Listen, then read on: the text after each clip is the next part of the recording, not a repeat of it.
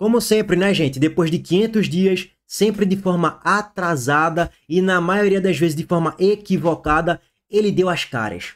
Yuri Romão apareceu agora para se pronunciar sobre tudo o que está acontecendo no esporte. Gente, pelo amor de Deus. Isso não é a postura de um presidente. Demorar 10, 15, 20 dias depois de todo ocorrido lá no CT, que a torcida organizada invadiu e teve aquele protesto pacífico. Tu joga a bola, vice. Ei, você pode mais. E por aí vai, fora outras e outras cositas mais. Yuri Romão não apareceu. Passou 10 dias, 12 dias, tá quase completando 2 semanas do episódio no CT do Sport. Ele veio aparecer hoje, no dia 29 de julho. E o Sport é afundado na lanterna, perdendo jogo atrás de jogo. E ele não apareceu para falar nada. É só notinha oficial pra lá, notinha oficial pra cá e é isso. Marcelo Paz, que ele se espelha tanto. Yuri Romão tem Marcelo Paz como um espelho, né? De um grande presidente.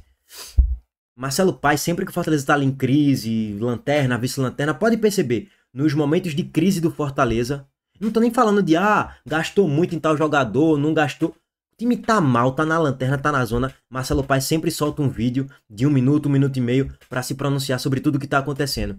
Ou para pedir desculpas, ou para falar que vai melhorar as coisas, ou para falar que vai tomar decisões emergenciais. Vai fazer algo, cara. Ele posta logo imediatamente. O time tá em crise, não demora nem 24 horas. Aconteceu alguma coisa de grave, nem demora 24 horas. O Sport prejudicado pela arbitragem. É raro Yuri Romão no mesmo dia aparecer para dar uma coletiva. Por exemplo, o jogo começou de 9h30, 11h30 da noite terminou o jogo. O Sport foi prejudicado, hipoteticamente. Sei lá, o jogo aconteceu lá em São Paulo. Se fosse o Fortaleza, Marcelo Paz, 10 minutos depois, já estava soltando vídeo.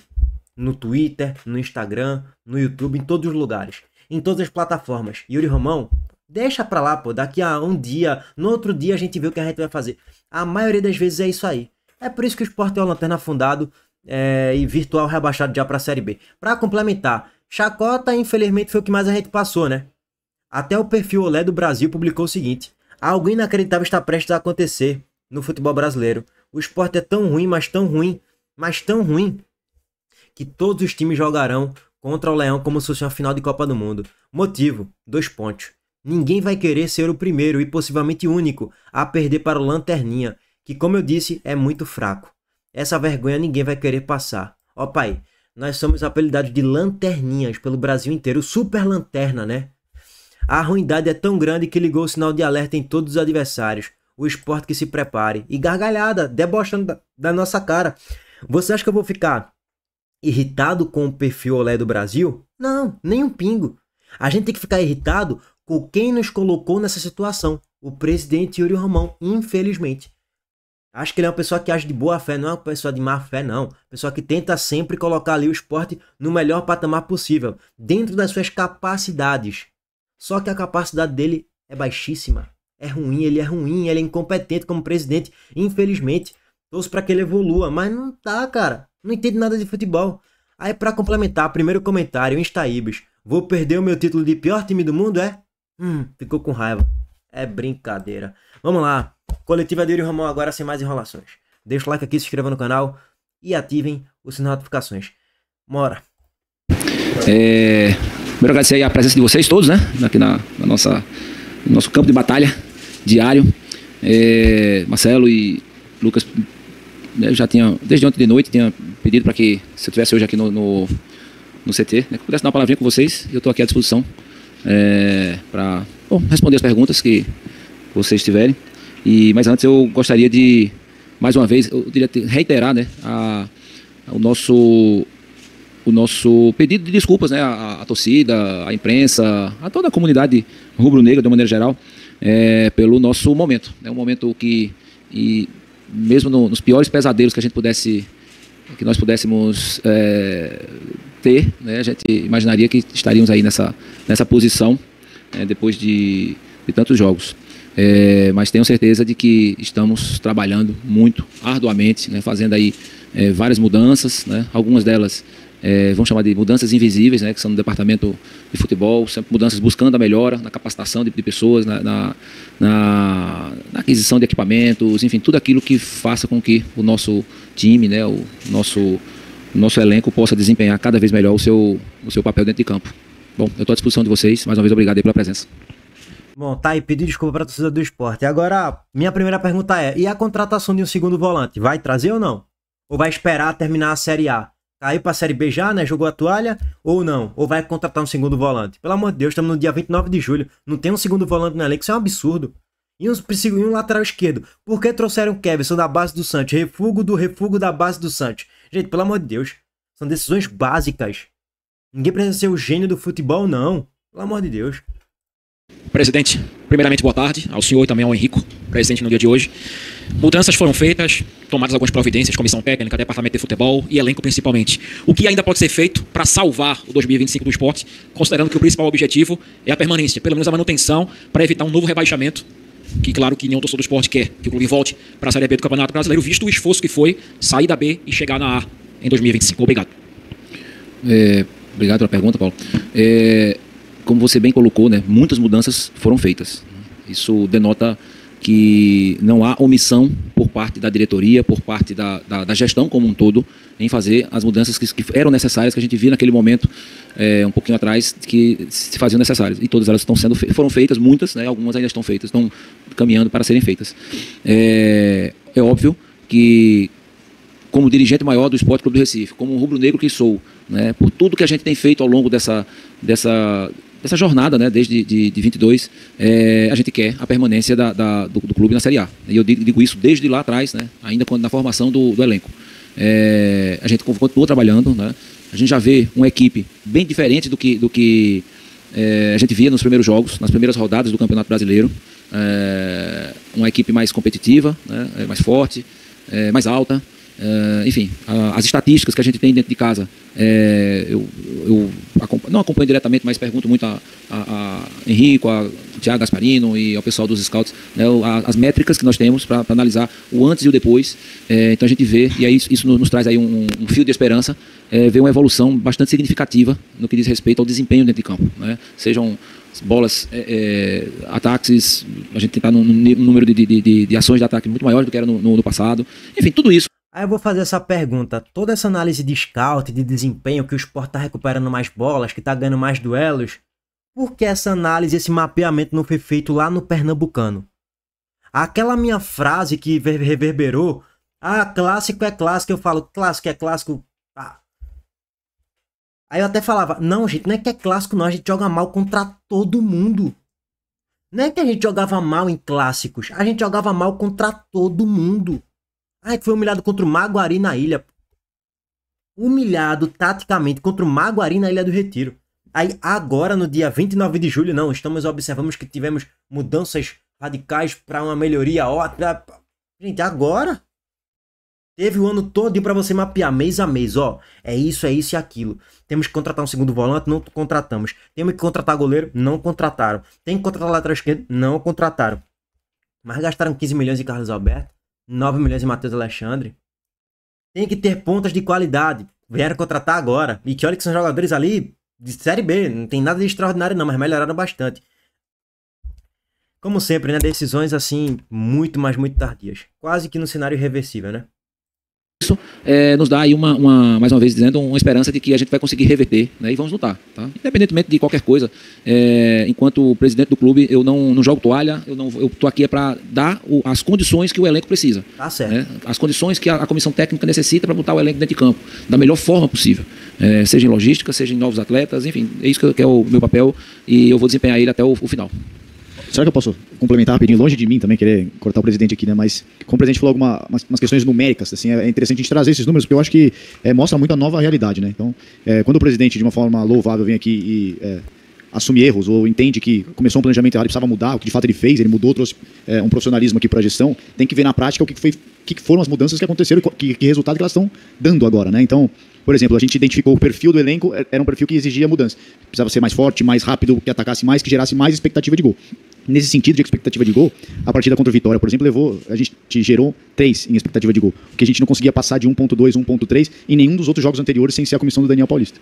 Então, assim, a gente já está conseguindo ver na prática o resultado que a mudança do time tem acontecido, né? E acho que todo mundo está conseguindo entender aí, está se sentindo representado por esse novo time dentro de campo. Então, assim, foram pelo menos 20 finalizações aí mudando da comissão do Antônio pro Daniel, finalizações a mais, né, digo. Então, assim, a expectativa de gol, que era 0,15, que queria dizer que a gente precisava chutar 15 vezes a gol para fazer um gol, agora dobrou. Assim, a gente tem que chutar menos para conseguir fazer o mesmo número de gols, porque a qualidade ou o perfil dos atletas de ataque são diferentes. Então, essa mudança que tem sido feita, a gente está ficando muito restrito, quer falar atleta, né? Mas não é só atleta, é todo o staff, toda a mudança de estrutura física que foi feita aqui dentro, com expansão da academia, com novos softwares, com um novo coordenador de fisioterapia, enfim, tudo que tem sido feito é para a gente conseguir ver esse resultado dentro de campo, né? Óbvio aqui que a gente também não é doido de achar que tá tudo bem, por isso que é necessário, como o presidente vem aqui de uma forma louvável de novo, dar a cara. E eu também estou aqui com vocês quase todos os dias para poder dar a cara, porque a gente não está satisfeito. Óbvio que é um processo de mudança, mas a gente nunca pode aceitar que o esporte perca, né? Acho que essa é a nossa revolta, a nossa frustração. Não pode aceitar que perca no futebol, no dominó, em qualquer coisa que a gente dispute. Entendeu? Então, assim, é bom, como o presidente desse gancho para poder falar de número, é importante a gente trazer sim as métricas aqui para falar, não ficar só uma questão subjetiva de falar, acho que o esporte está competindo mais, estou vendo mais raça. Mas de fato os números estão mostrando que a gente está num caminho de evolução, né? Um time que foi montado. Pra mim tá claro, eu concordo com você, tá, Henrico Broghini? Concordo. Agora, algumas perguntas. Estamos no dia 29 de julho. Por que não contrataram um segundo volante? Outra pergunta.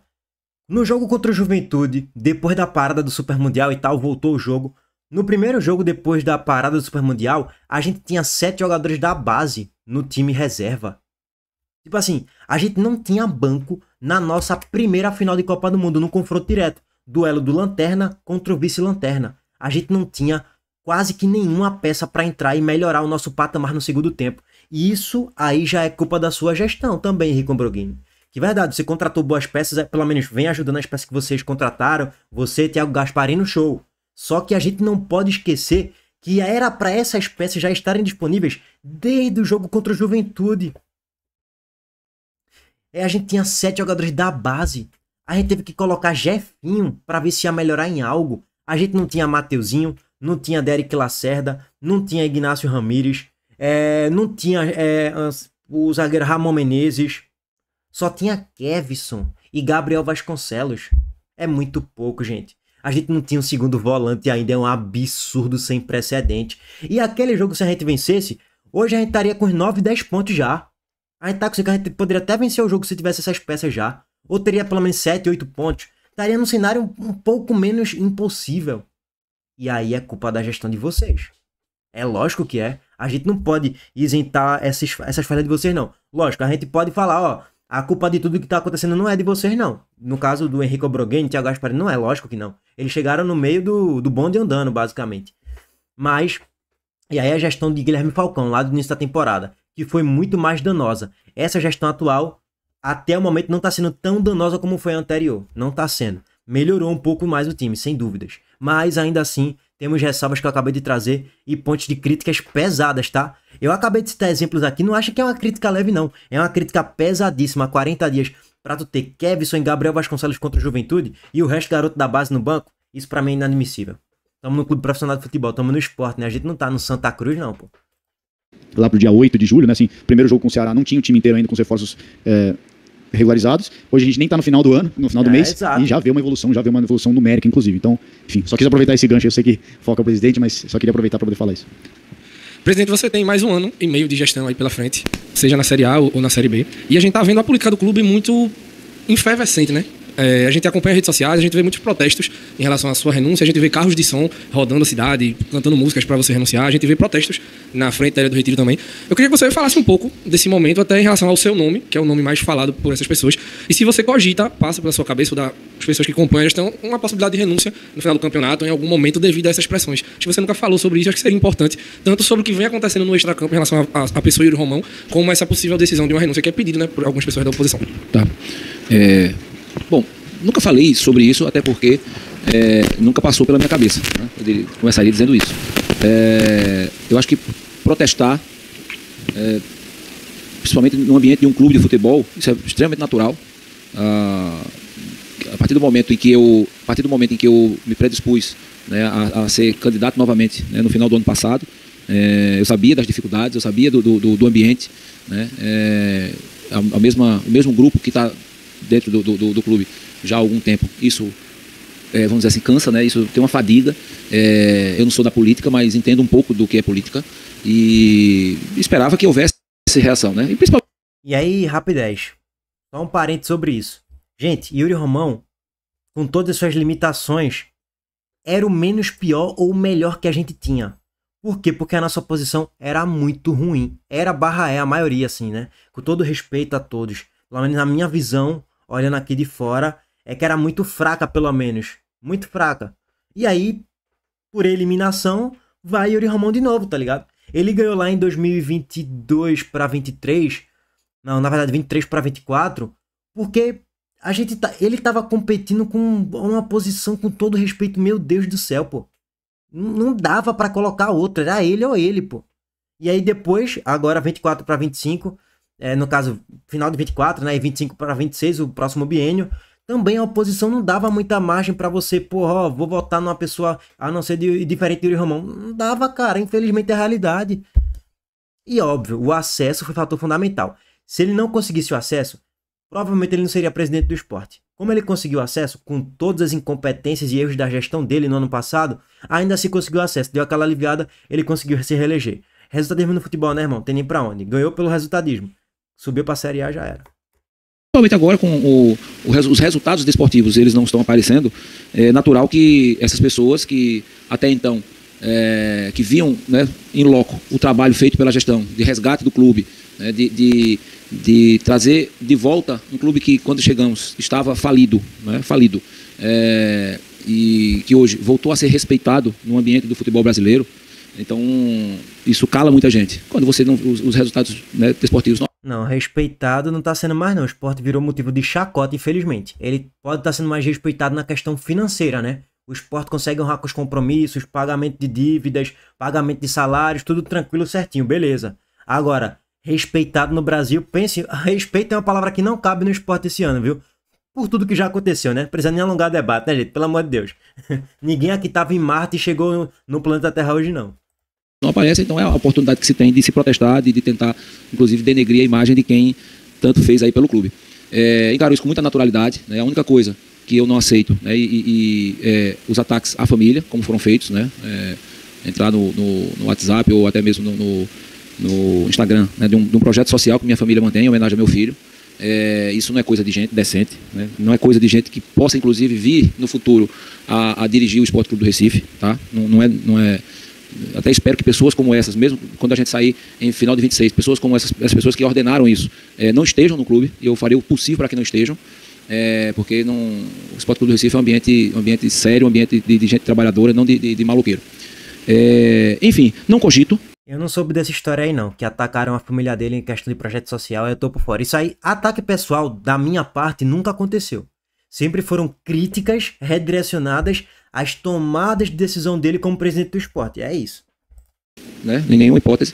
Eu não vou trair 83% de sócios que foram votar na nossa chapa. Isso é importante que seja dito. Né? Ganhei a primeira eleição com quase 93%, a segunda com 83% de votos válidos. Então, eu não vou trair essas pessoas. Né? No bom e no ruim, a gente tem que enfrentar essas adversidades. E se eu for comparar esse momento atual com o momento que eu encontrei o clube, ainda na gestão do presidente Leonardo Lopes, junto com ele, eu diria que eu estou no mar de rosas.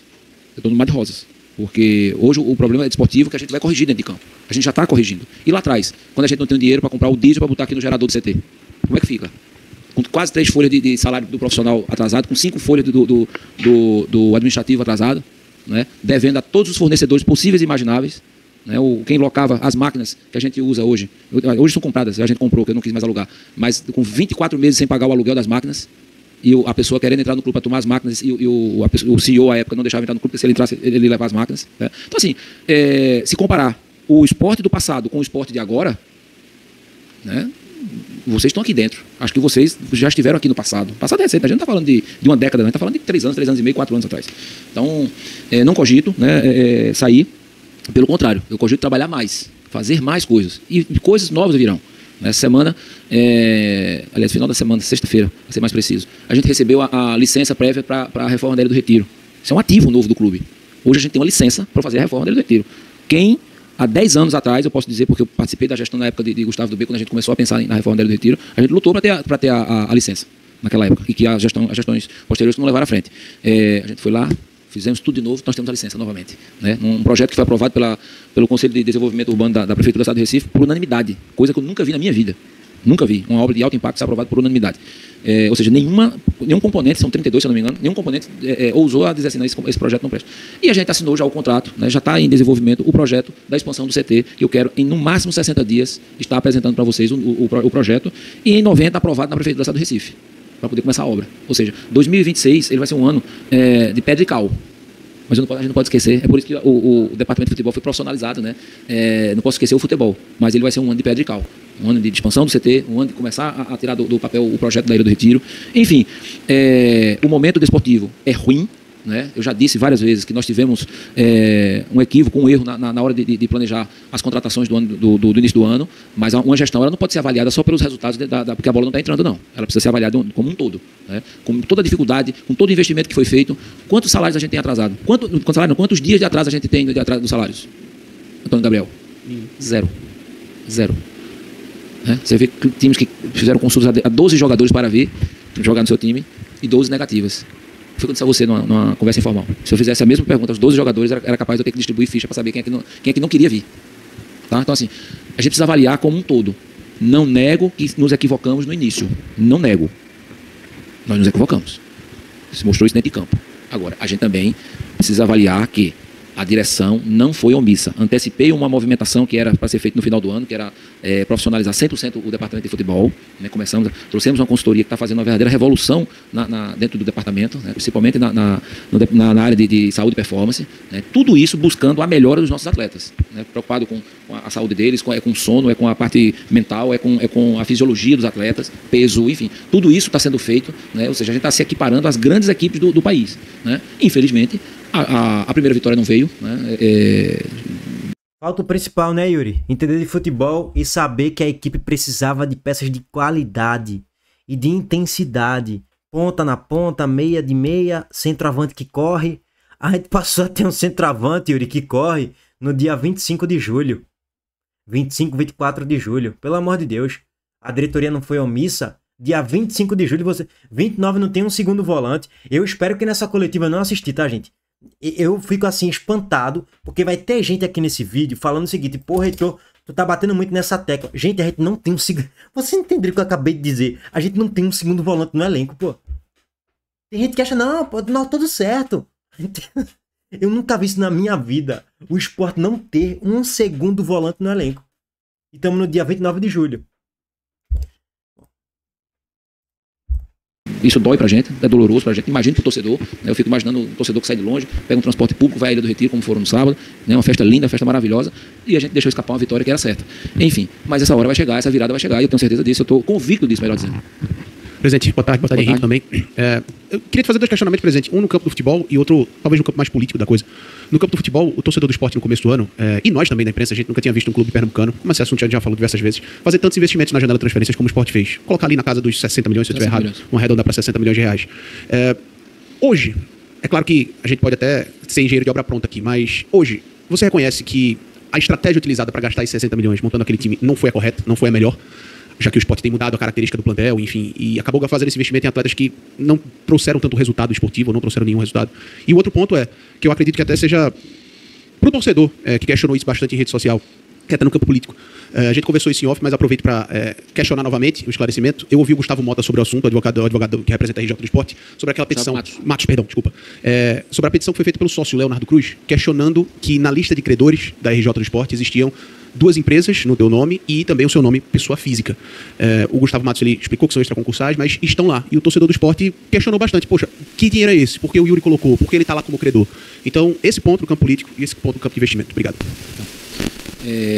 Com relação à estratégia que você falou, né, eu acho que o equívoco não foi de estratégia. A estratégia de montar uma boa equipe, que inclusive foi muito bem elogiado por vocês da imprensa, vários de vocês da imprensa, ela se mostrou, eu diria que se mostrou acertada. O que talvez não, ao meu ver, né, aconteceu nós investimos errado. Quando eu digo errado, a gente não soube montar a equipe como deveria ser. Ou seja, os recursos estavam lá disponíveis, a intenção era boa, mas não tomamos as decisões corretas na hora de escolher os atletas, né? Talvez com os mesmos recursos que a gente investiu em alguns atletas, a gente poderia ter feito uma movimentação diferente. Por exemplo, talvez porque, como você bem colocou, o engenheiro de obra pronta também é difícil, né? Na hora a gente... Ou como poderia, hein? Pô, 60 milhões, gente. De verdade. Você gastava em 10 atletas de qualidade. 6 milhões para cada um. Pum, pum, pum, pum, pum. E nem precisava de tudo isso, não. 30 milhões de reais tu montaria uma equipe bem mais competitiva e bem mais qualificada. Veja só, a gente gastou 1 milhão nessa janela com a contratação de Ramon, que tinha um contrato ali com o Ceará e tal, Atlético Goianiense, um rolo arretado. A gente gastou 1 milhão de reais. E os caras parece que, assim, é nível seleção brasileira. Eu olho hoje pra Mateuzinho e falo, meu Deus, chegou Messi aqui. O nosso nível era tão baixo, mas tão baixo, mas tão baixo, que torna aquelas contratações de 15 milhões de reais, 9 milhões de reais, 12 milhões de reais, 17 milhões de reais, 60 milhões de reais, quase que uma insanidade mental, pô. É nesse nível. Uma coisa só eu errar aqui na análise. Pô, tal jogador achava que iria render mais, rendeu menos. Ou achava que iria render menos, rendeu mais. Eu não sou profissional da área. Eu não tô com análise do scout aqui 100% do jogador. Eu não sei como é o perfil do jogador. Se é um jogador que, pô, ó, nesse modelo de jogo ele não se encaixa tão bem. Isso é um profissional da área. Tem todos os dados. Ah, esse jogador vai pra caixa, você vai pra noite, não. Isso aí são informações muito, assim, detalhe ao detalhe do detalhe. Essa informação quase ninguém tem. Só quem tá dentro do clube. Deveria ter, né? Pelo menos deveria ter. Ah, finalizações, precisões nos passes e tal. Análise e comparação com a média. Você pega a análise estatística do jogador e compara com a média da Série A, dos pontas. Por exemplo, porra, vou contratar Carlos Alberto. Beleza. Quantos passes certos ele deu? Percentual de aproveitamento, percentual de erro, de chute, de assistência, gol, tudo. Compara isso com a média. Tu nunca gastaria 15 milhões em Carlos Alberto. Nunca. Em hipótese alguma.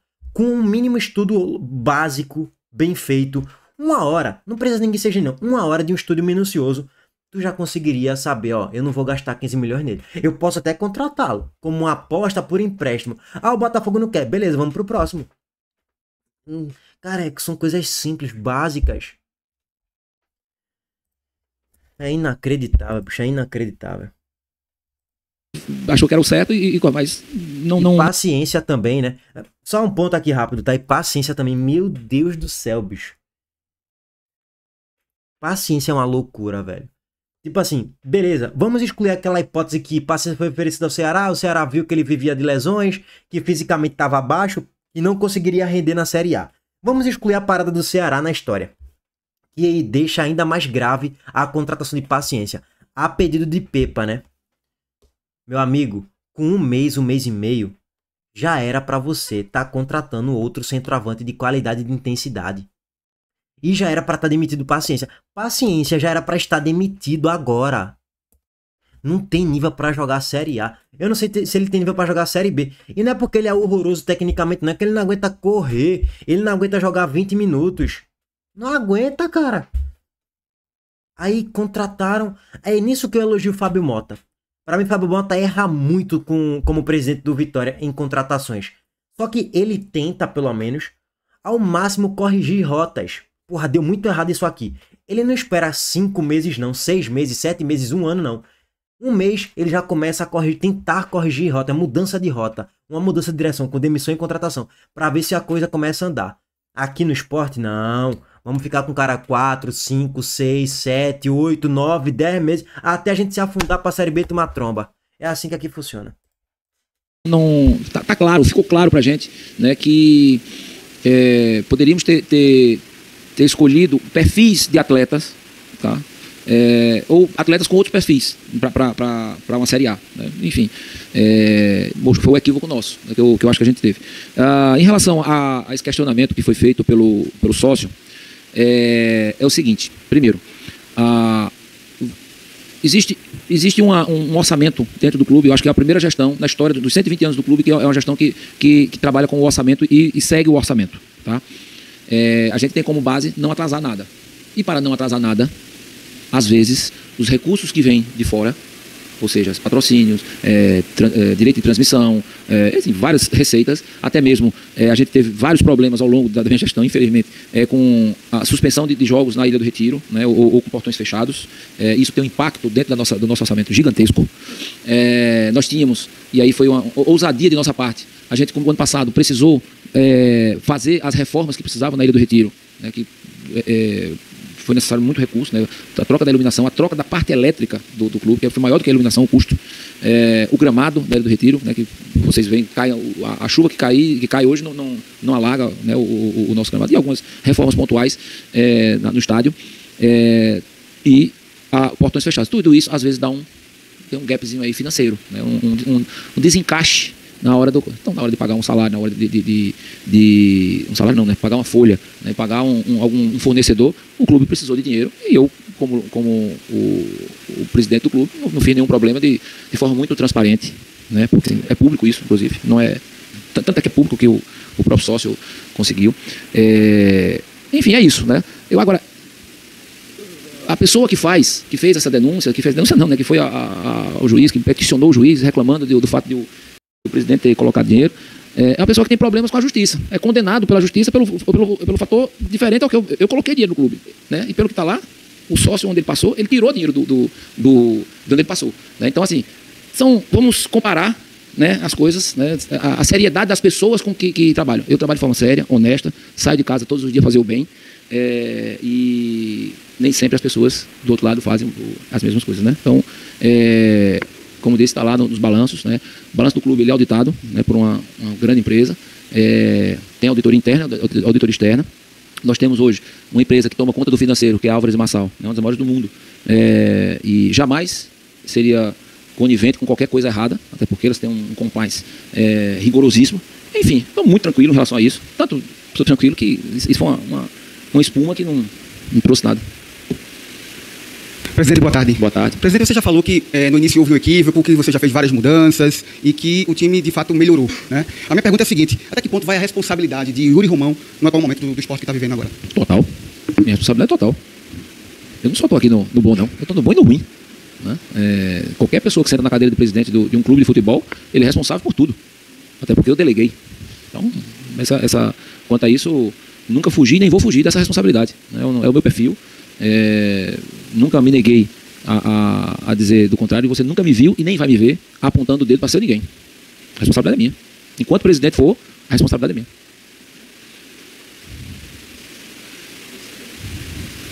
Olha, assumiu, viu? Assumiu a resposta. Yuri, boa tarde. Henrique, boa tarde. Boa tarde, a culpa é sua mesmo, viu, duas perguntas para Yuri e uma para Henrique, pode ser assim? Tá certo, mas a culpa é sua mesmo, Yuri. Sem dúvida nenhuma. Prometo ser rápido. Yuri, sendo bem objetiva contigo, a gente fez uma entrevista com você há alguns meses lá no Globo Esporte, e você bancou que o esporte não cairia naquele momento. Então, sendo bem objetivo, eu queria saber se você continua convicto dessa sua afirmação na época. E a segunda pergunta é em relação às finanças, né? Você falou muito sobre investimento, o planejamento, a estratégia do planejamento de vocês foi errada, desculpa. Mas ainda assim os investimentos foram feitos, né? Nos últimos 2 anos o esporte, se não me engano, pelos meus cálculos, fez contratações, aquisições de atletas, né? Em torno de 77 milhões de reais, e poucos atletas, somando os desse ano, que beira quase 60, né? E os anteriores, Romarinho, Gustavo Coutinho, enfim, tá nessa margem. E poucos estão hoje no elenco, né? Assim, tendo rotatividade, sequência, Rivera, um dos poucos. E aí a minha pergunta é para analisando o 2026, né? Claro que a gente não pode ser engenheiro de obra pronta, mas o esporte, você muito bem falou, a gente precisa analisar o macro, embora o esporte seja um clube de futebol, né? Então ele precisa também ser avaliado pelo viés do futebol, e hoje o futebol ele não está desempenhando. Não te preocupa um eventual rombo em finanças do esporte em 2026, claro, considerando uma queda para a Série B consumada, que hoje, neste momento, está sendo consumada em função do péssimo momento do time, da colocação, é claro, a gente não está rebaixando ninguém, mas queria saber do ponto de vista de finanças, porque foram investimentos altíssimos que não se provaram neste momento, afinal, o resultado está aí, né? Poucos atletas utilizados e muito dinheiro gasto. Então, queria saber dessas duas perguntas se, primeiro, você está convicto ainda que o esporte ele não cai, assim como você bancou há meses atrás, e essa outra, se não te preocupa um eventual rombo das finanças do esporte para 2026, levando em consideração um eventual rebaixamento para a Série B. E para Henrico, Yuri falou... Excelente pergunta, viu? Pra mim, a melhor até agora. Henrico, sobre perfil, né? Das mudanças que têm sido feitas para poder reequacionar essa rota. Então, eu queria saber qual o perfil de atleta, de estratégia que vocês têm montado para poder chegar aqui e tentar reverter essa situação. Qual o perfil que vocês têm, qual o perfil que agora vocês consideram como correto para reagir no brasileiro? Obrigada. Bom, eu vou tentar decifrar a sua pergunta, que você não fez uma pergunta, né? Você fez um discurso, né? Você só perdeu para a levedade. Por sinal, até sem saber como é que ele está. Bom, em relação à preocupação, Camila, do financeiro, é óbvio que uma queda de uma Série A para uma Série B, ela tem uma repercussão financeira gigante, né? você perde aí nos direitos de transmissão algo em torno aí de 75, 80% da sua renda, né? No que diz respeito a direito de transmissão apenas. Mas a gente tem, né, um plano de contingenciamento, né, com relação a isso. Em relação às aquisições, né, os investimentos, eu só vou discordar do dinheiro gasto, né, que foi um dinheiro investido. Nós temos atletas, né, que apesar de você ter feito um investimento alto, eles têm mercado, né, todos eles têm mercado. Então, se por um acaso, um eventual descenso, eu continuo acreditando, né, eu disse há pouco, enquanto tiver matematicamente possibilidades, a gente vai estar acreditando na permanência da Série A. Se por um acaso acontecer, né, a gente obviamente vai ter que precisar fazer algumas movimentações para manter o equilíbrio de caixa. Todo mundo sabe que a gente tem uma regra interna de caixa, que a gente não abre mão dela. Enfim, estou tranquilo em relação a isso, né, em relação ao caixa. Não estou tranquilo em relação à permanência. Isso aí não, porque a gente sabe do momento nosso, por isso mesmo a gente está trabalhando cada vez mais. Confio no trabalho da comissão técnica, né, capitaneada aí pelo Daniel, e também a própria gestão do departamento de futebol, na pessoa do Henrico, na pessoa do Thiago Gasparino. A gente vê que dá para confiar, dá para, né, e uma coisa, e aí é feeling, né, vamos dizer assim, a experiência de quem já tem muitos anos de estrada.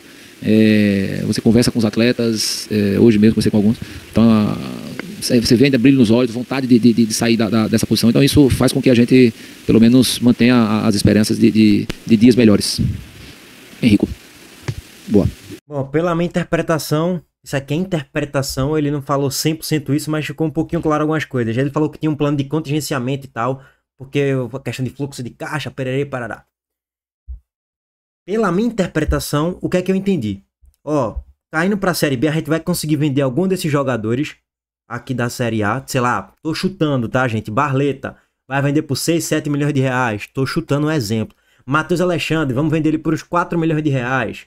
Sei lá, Atense, vamos vender ele por uns 7 milhões de reais. Tipo, pra não ficar aquele gap tão absurdo assim, né? Sei lá, gastou 77, vai vender quanto? Vender 50, 40 e vai ter um prejuízo de 20 milhões? Minha hipótese é mais ou menos essa. Mas assim, na prática, vários jogadores já vão sair. Paciência, Rua, Sérgio Oliveira, na hora, ele mesmo não vai nem querer ficar aqui. Tomara que ele vá-se embora mesmo. Não serviu, não encaixou, Rua. Talvez Barleta vaze se pitar a proposta. E outros jogadores também, não só são esses 3 não. E outros jogadores também saiam do Sport. Só isso aí já vai enxugar legal a folha do Sport. Enfim, não sei como é que vai ser o próximo ano não. Também tem a venda de Zé Lucas, né? Enfim, aguardar, cara. E vamos aguardar como é que vai ser aí esse desenrolar de dezembro, janeiro e fevereiro do ano que vem. Eu acho que eles estão se confiando também na venda de Zé Lucas, né? Depois do Mundial, talvez. Em relação ao perfil, né? Eu vou falar um pouco também acho que um perfil de modo geral, né? Não só de atleta. A primeira característica que a gente olhou foi o perfil de fome, de vontade. Alguém que encarasse o projeto esporte como o projeto da vida. Essa era o primeiro passo, assim como eu estou encarando, como todas as pessoas que estão chegando aqui também estão encarando. Então esse era o perfil básico, né? A base. Esse a gente não aceitaria ninguém, mesmo que bom tecnicamente, né? Que não tivesse essa fome, essa vontade, não estaria dentro da nossa possível escolha. O segundo é um perfil de... Sérgio Oliveira não tem fome. Paciência, tá nem aí. Esses dois aí tão nem aí, mas nem aí mesmo. Por mim, esses dois era a Rua, inclusive, já. Até porque o Sport já tem peças ali pro setor, que jogam até mais. Esses dois são os maiores símbolos de falta de fome, tá? Pelo menos a minha percepção daqui de fora é essa. E até outros jogadores que não encararam o projeto, talvez, da forma como deveria. Até o senhor Atencio, viu? O senhor Atencio, às vezes, ele entra em campo que, meu Deus do céu, às vezes é uma preguicinha em campo que é inacreditável. Mas beleza. Vamos deixar Atencio pra depois. Vamos aguardar um pouco mais o desenrolar da temporada. De mentalidade, né? A gente precisava de liderança de vestiário, não sentir pressão, porque a torcida do esporte é gigantesca, precisa de gente que esteja acostumado a viver com isso. Então, é um perfil de liderança e de uma sensação de não sofrer caso a gente esteja ainda passando por um momento ruim. Então essas eram as questões mais fora da parte técnica tática, né? E aí quando a gente vai olhar para dentro de campo, o perfil físico, o perfil tático dos atletas, aí era a mudança do perfil, não quer dizer certo ou errado, né? Mas a gente identificou que o perfil mais de posse de bola, mais técnico que tinha antes, talvez não fosse o melhor para se competir dentro de um campeonato, na maneira que o esporte ia hoje. Então a gente fez essa mudança de um perfil técnico para um perfil mais de força, de disputa, de competição, até em linha com o que a gente ouviu de todo mundo. A gente ouviu da imprensa, a gente ouviu dos torcedores, a gente ouviu de conselheiro, que o DNA do esporte é competição, é batalha, é briga. E é isso que a gente tentou transferir para dentro da montagem de elenco. E acho que todos vocês concordam comigo que a gente está vendo isso agora dentro da comissão do Daniel. Inclusive a mudança de comissão também é mais nessa linha. O cara que viveu, que tem esse sangue. Então, enfim, esse está sendo o nosso novo perfil, né? Óbvio que a Dama ainda Acho que eu tô aqui há 70 dias, não tô enganado, um pouquinho menos. Então ainda tem, talvez o que a gente menos tem aqui é tempo, a gente precisava de tempo, né? Então esse é o equilíbrio aqui da balança, mas enfim, acho que o perfil de todo mundo que vem e ainda vai chegar, os novos que chegarão também é nessa mesma linha, sabe, de competitividade, de, enfim, encarar isso aqui como um projeto de vida. Opa, os novos que ainda vão chegar, não foram citados quem, quando, quais posições, mas vão chegar. Eu espero que chegue pelo menos mais uns 2, 3 aí, viu?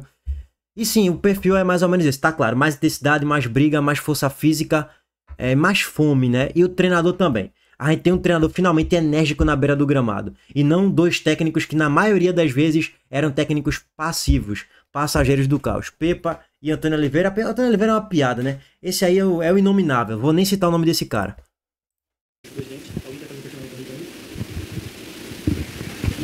Henrico, boa tarde.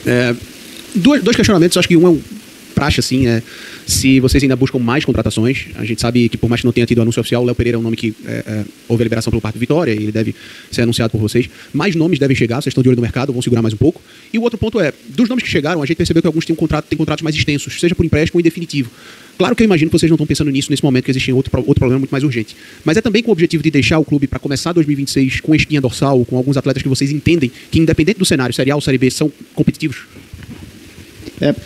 Primeiro, em relação a novas chegadas, eu acho que sim, a gente está analisando coisas pontuais, sim, né? Até, assim, vou até juntar já na segunda resposta, que são oportunidades do mercado, né? Então, se nos abre a oportunidade de fazer algo maior, mais longo, com jogadores que a gente identifica, que, poxa, acho que estão conseguindo, sabem o que é vestir a camisa, independentemente de onde a gente esteja, sabe o que é representar a camisa, sim, aí se mostra uma oportunidade a gente conseguir fazer algo mais longo. Então, isso é mais dado a oportunidade de mercado do que qualquer outra coisa, né? Lembrando que a dificuldade de se fazer no mercado agora, com uma posição que o esporte tem, a gente tem que ser realista, né? Então, todo o poder de convencimento, e óbvio que a grandeza do clube faz essa diferença na hora de chamar alguém, toda a gestão bem feita também, não é... Quantos clubes você vê hoje que está 46 meses, 47, presidente, me corrija que se eu tiver em dia. Quando é que você vai, em que lugar você vai, não, nem só clube de futebol, mas em qual empresa que você vai que isso realmente existe. Então isso ajuda muito no convencimento, mas o atleta olha e fala, olha, tá em último, como é que eu vou tocar um lugar para outro? Então acho que a resposta é mais na linha de oportunidade de mercado. Então a gente não está fechado para o mercado ainda, mas o que a gente conseguir fazer aqui, óbvio, tentando deixar um legado, qualquer que seja o nosso momento em 26, também é importante. Henrico, levando em consideração o momento do esporte hoje, vocês, obviamente, já tem que pensar na próxima temporada, né? Daniel vem fazendo um bom trabalho, apesar dos resultados não estarem vindo, mas internamente, como é que vocês pensam em 2026, em relação ao nome do Daniel? Se ele terminar a Série A competindo, fazendo bons jogos, o esporte mesmo caindo, tenha uma competitividade que vocês enxergam que ele possa continuar. É um nome que vocês pensam para continuar. Se acontecer alguma coisa durante esse processo, vocês ainda pensam numa mudança de comando em algum momento? Não que esteja sendo pensado agora. Eu concordo com vocês que o Daniel deu um up na questão de desempenho em relação ao ambiente também com os atletas, mas vocês já pensam nisso futuramente para a próxima temporada? Não. A gente está no momento agora de viver cada dia, né? Então, assim, a vida da comissão do Daniel, com tudo que ele representou para nós, assim, foi muito positivo, né? Então, de novo, trazendo um pouquinho de números, a gente tinha feito 4 gols em 11 jogos. A gente fez 4 gols nos últimos 2, sendo que teve gol impedido, teve 2 pênaltis que não deram, enfim, teve um monte de outras coisas. Você percebe que não está sendo só a competitividade, está sendo só a entrega, mas a gente está gerando volume, né? Então, não sei se vocês vão lembrar, quando eu cheguei também me fizeram uma pergunta sobre troca de treinador, né? Então, a gente sempre tem que analisar a tendência aqui, apesar do momento, apesar da foto do instante. A gente tem que analisar a tendência. A tendência é positiva. A tendência é de algo que era de um jeito e está crescendo. Por mais que não seja na inclinação e na velocidade que a gente gostaria, mas é algo que está em crescimento. Então, a gente analisar o dia a dia é o que demanda hoje. A gente não pode nem olhar para frente, tem que deixar a casa bem arrumada, independentemente do cenário. Mas, por enquanto, o Daniel é o cara que a gente está gostando pra caramba. Bom, tá aí a coletiva. Ele não falou, vai ser esse cara para 2026. Não, até porque eu também não falaria isso. Óbvio, né? Aguardar o desenrolar da temporada, como é que vai ser o aproveitamento do Daniel, trabalho, campo, e aí se o trabalho for bom, e o bom não significa uma permanência, significa pelo menos sair da lanterna e ser competitivo até o final, 17º, 8º, sei lá, acho que já seria um bom trabalho de Daniel, chegar ali 38, 40 pontos, já é um milagre muito grande, você pode pensar para 2026 com o Daniel. Então, não acho que a resposta agora tem que ser um sim ou não taxativo, porque é aguardar toda a temporada. Ele tá falando de tendência, eu concordo nesse ponto aí, tá? Bom, tamo junto, abraço para todos vocês, um dos vídeos mais longos aqui do canal. Valeu, gente, abraço.